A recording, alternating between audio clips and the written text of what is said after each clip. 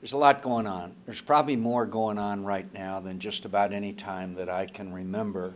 And so rather than talk for a long time, I'd like to hear what's on your mind, except let me just mention the Libya and Middle Eastern situation with you very briefly, and then a little bit about about where we are in the next week or so, and then another looming, I think you could describe it as a crisis when we have to address the raising of the debt ceiling, which you're all very familiar with. First of all, I think you have to put this Libyan thing in the context of the tectonic change, the historic change that's taking place in the Middle East that they like to call the Arab Spring. Not that long ago, just about 3 months ago, there was a young man who was a college graduate in a small town in southern Tunisia who couldn't get a job, tried to sell fruits and vegetables, and he was going out with his cart of fruit and vegetables. The police stopped him, took his fruits, a lot of it, and he was humiliated. And he doused himself with gasoline and lit a match, and that lit Tunisia, Egypt, all of the things that are going on in the world. Obviously, that part of the world was ripe for it, but I have yet to meet someone who predicted that these events would take place, and I'm not one of those either. And I think we have to recognize that these countries are very different. The Arab world is as different as our hemisphere is, probably more different in some ways. I think that there's every opportunity for Egypt and Tunisia to make a transition into democratic governments. It'll stumble along, but I think they have every opportunity to do so. Other countries like Yemen, I don't know what happens in Yemen. It's basically a tribal country that was cobbled together by the British many years ago. It's been split into North and South Yemen. The Egyptians tried to absorb it and then decided they didn't need that kind of problem. And so it's very difficult. Libya obviously is a tribal country as well. And in Syria, I don't like to predict, and I hope that I'm wrong, but I think it's very likely that Bashar Assad will repress by any means possible the demonstrations that are taking place. I think he'll cling to power the same way that Gaddafi is tried to. So it's a very different kind of landscape, and of course our attention is focused on Libya because of the battle. American airplanes and weapon systems are involved. First of all, I think it's important to point out that if a little over 3 weeks ago we had declared a no-fly zone, Gaddafi would either be in Venezuela with Hugo Chavez, in hell with Stalin and Hitler, or he would be in the International Criminal Court. That was a great opportunity. We didn't take it. And then, of course, as you know, the fortunes of the rebels were reversed, and then they're reversed again. And I'll talk about where they are today. And yet, at the same time, I strongly support the President's decision to declare the no-fly zone, and there's a lot of ambiguity about exactly what the mission is, but it did prevent what would have been a massacre in Benghazi. I mean, all you had to do was listen to what Gaddafi said. He said, we'll go house to house and we'll kill whoever we think are our opponents. So it prevented another Srebrenica. It's a city of 300,000 people. I don't know how many he would have killed, but certainly he has never shown mercy in the past.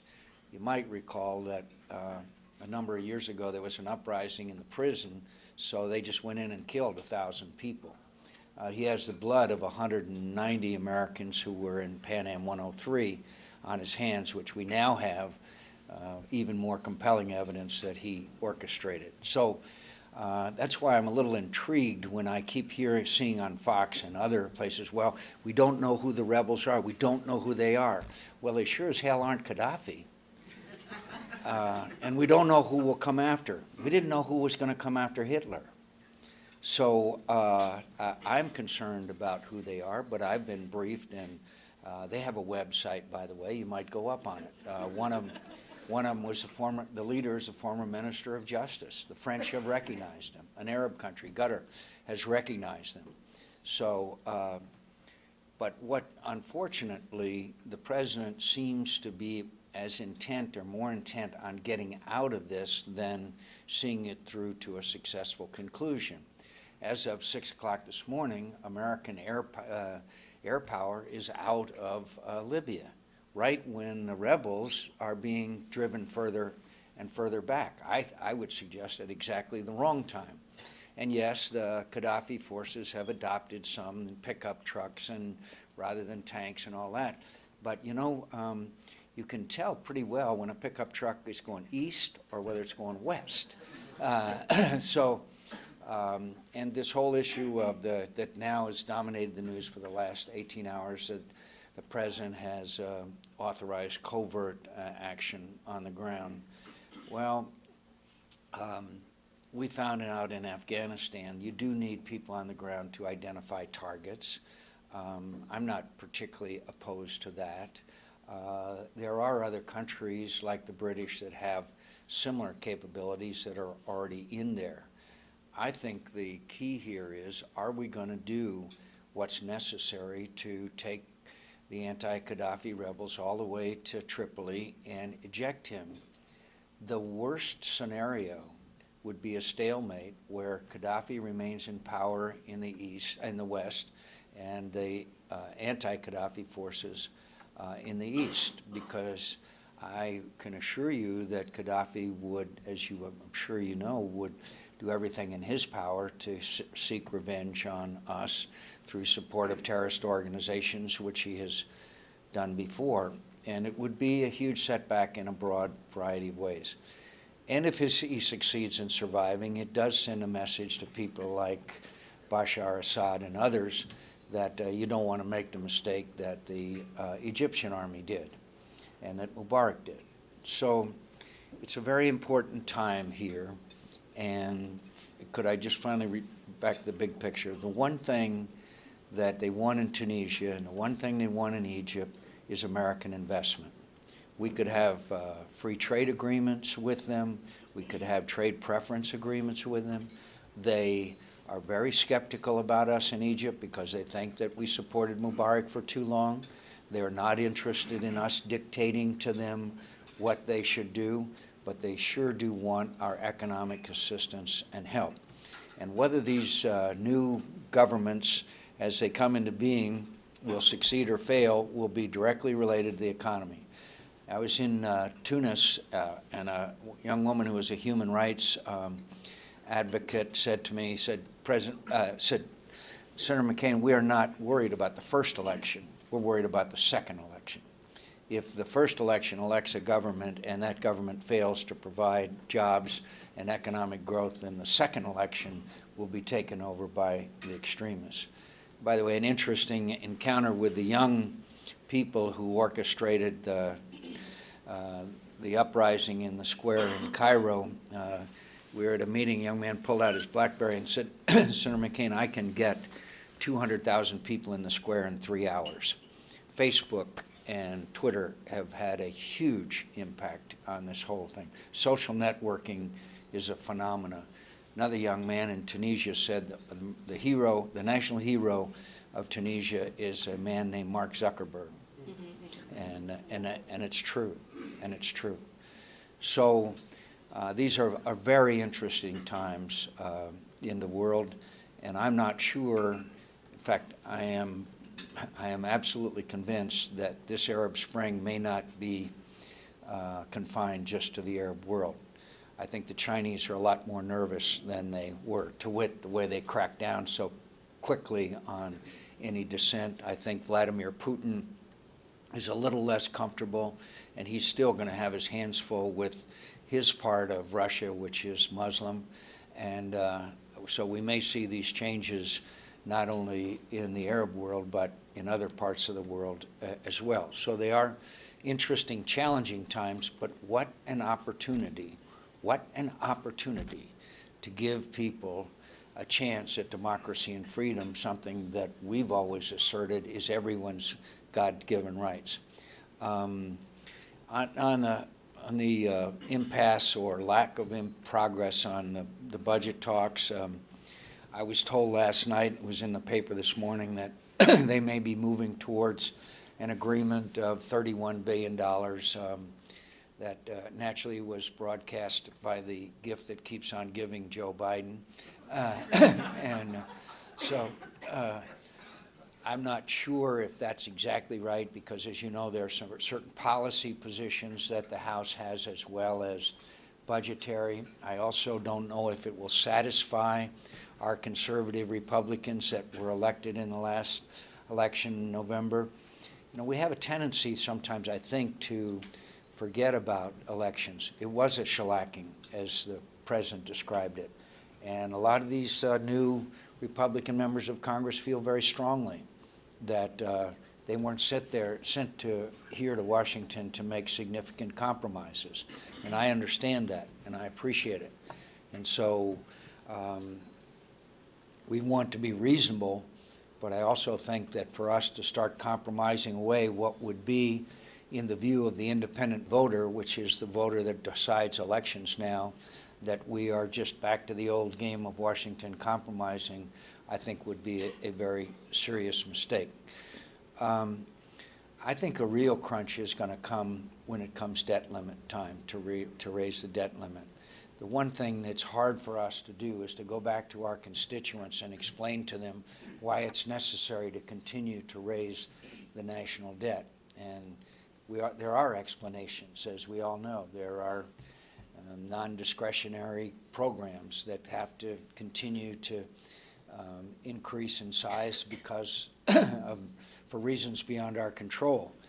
But a lot of Americans would understandably do not support another increase in the debt limit unless they see a path to a balanced budget. I think that would be the key to a compromise that would allow us to get the votes of these new Republicans. And we've got 3 of them, by the way, in Arizona that came brand new, and I pay a lot of attention to them. Finally, could I say, on the issue of elections, I think that depending on what happens in the next 6 months or so, I think Republicans have a real good chance to regain control of the Senate. I think when you look at the numbers, 23-10, that indicates that, and you know the North Dakota seat and all that. I mean, you are familiar with all those seats as I am, but I think that we have to understand that that same independent voter that 2008 voted strongly for President Obama switched dramatically in 2010. I think indicating how quickly those numbers can change in one direction or another. Everybody looks at Arizona as a Republican state. We're now basically 1/3, 1/3, 1/3. And the greatest increase in voter registration, as we all know, everywhere, is the independent voter. So I think we have to understand that why they voted the way they did in 2008, why they voted the way they did it in 2010, and what we need to do to try to keep their allegiance in 2012. And I would remind you that the object of elections is to win majorities so we can govern, not to prove that we are some kind of litmus testers that have to stand up for a hard rock principle that would not attract the support of a majority of voters. So these, as I said, are the most interesting times. But I do also think that the American people understand that unless we do something different than the way we've been doing things, we are facing a crisis of proportions the likes of which none of us have ever seen. There is no doubt that we are headed for a physical train wreck, and so it does require drastic action. I don't want to take a shot at the president, but I have to say that I have been disappointed that the president has not gotten more into the negotiations and the national conversation and I'm glad he gave a speech on energy yesterday, and I'm glad again that we're becoming energy independent very soon. Aren't you glad to hear that one again? But I think that it would be helpful if the president got into the nitty-gritty, frankly, the way that Bill Clinton did after the 1992 elections. Yeah, and when we came to some serious agreements with President Clinton, and we did get to a balanced budget, indeed a surplus at that time. And we reformed welfare. We did several other things.